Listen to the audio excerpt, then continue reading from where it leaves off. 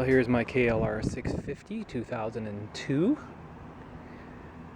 Just a brief introduction to it. Got it last fall. I've had it with me all winter. Not using it very much, but it came with side cases, a lot of bonuses. And we are proposing to do a large list of small mods on it. But the main things for our trip that I'm seeing that we need to do, of course, are to improve these brakes here. I can see the brake pads, but the Toyo brake pads, but they don't look that great. Might be able to put a skid plate on it, but then again, we're not really going off-road or anything, so that's okay. Clutch cable, looking worse for wear here, and we're going to be replacing that with the Yamaha ATV clutch cable and improving things on that. I should buy a cover for the brake here. And then the rear brakes as well.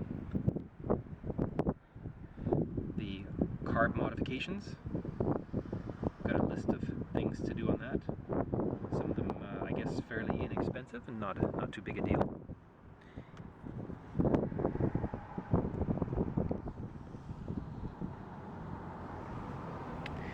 And then what else is there? We've got the heated grips already, so no need for that. It only has 22,000 kilometers on it, so not too bad.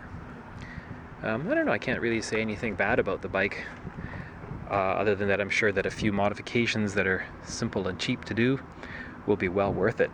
It already has the X-shaped LED tail ends there, but it would be kind of cool to do the LED always on running lights and replace the license plate light bulb here, which is right up in there. Can you barely see it there, I think, with the LED. The exhaust pipe is missing its little tube there. I'm not sure what the implications are for that. Tires look okay. I think they're kind of knobby for the road use that we're going to be proposing, but I'm just too cheap to replace them, and they're a good set of cheap Kendas, but really there's lots of life left in them, and there's tons left on the front, so I may just go with that. I'm putting some engine guards on it on the side here, and a widened pannier rack on the back to carry a big pile of junk.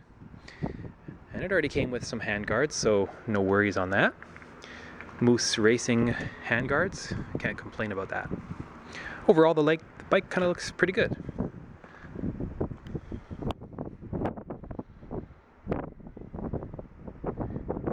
That's windy today. But yeah, nothing really to complain about the bike. It's like a tractor.